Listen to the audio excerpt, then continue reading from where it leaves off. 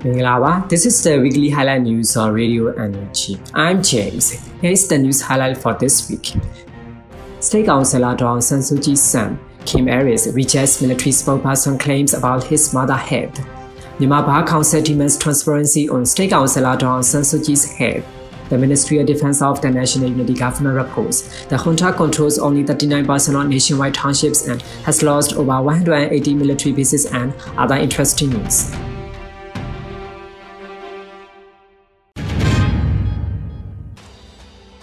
These are the weekly news details. Mr. Kim Aris, also known as Ko Tin Lin, son of Daw Aung San Suu Kyi, has refuted claims by Myanmar military spokesperson Saw Min Tum. The reports of his mother's aid health are fabrication designed to undermine junta leader Min Aung Hlaing's China trip. Kim Aris demanded direct contact with his mother by 10th of September to verify her condition, stated the junta's assertions lack credibility without such access. He highlighted that his 80-year-old mother, Daw Aung San Suu Kyi, is held in solitary confinement and denied access to family, lawyer, and independent medical care conditions determined to her health and a violation of her rights. Kim Aris emphasized the rights of the Myanmar people, her family, and the international community to know the truth, denouncing the denial of this information as futility.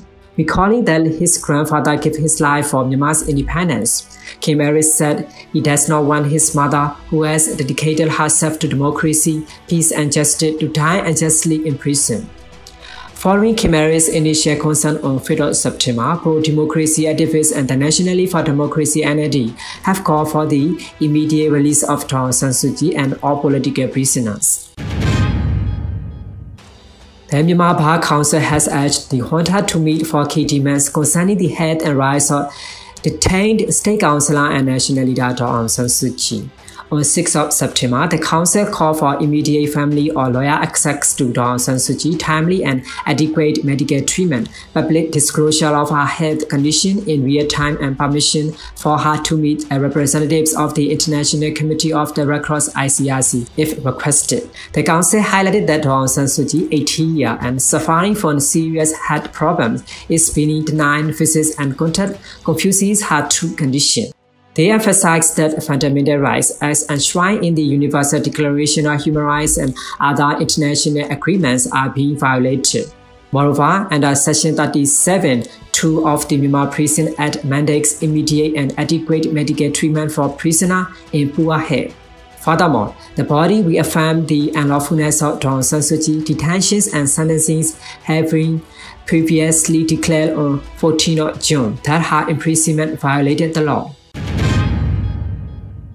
According to the Ministry of Defense of the National Unity Government (NUG), after 4 years of the nationwide People's Defenses War, the junta now controls only about 39% of the nationwide townships, having lost over 180 military bases, including major military commands and strategic outposts.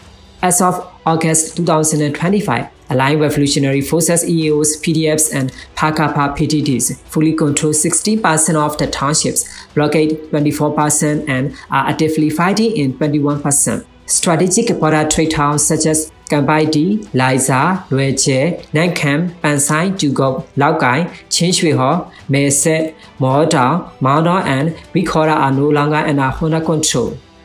The Revolutionary Forces also dominate key border trade towns and strategic routes across northern Myanmar, including critical river stretches, are no longer under military control, sinking junta supply vessels annually. The junta has suffered significant military losses, including 20 aircraft down or crashed. Over 60,000 junta soldiers, police, and militia were killed, and over 25,000 were injured. Around 80,000 troops were lost overall, forcing the junta to rely on forced conscription to replace its ranks. Clinging to less than 39% of the country, the junta relies on weapons and coercion, not legitimacy. On the International Day to Protest Education from Attack, 9th of September, the United Nations called for the full implementation of the Safe School Declaration, stressing that children everywhere deserve to learn in safety and peace. The UN has highlighted the increasing targeting of schools in conflicts, posing serious threats to the education in Myanmar and other countries.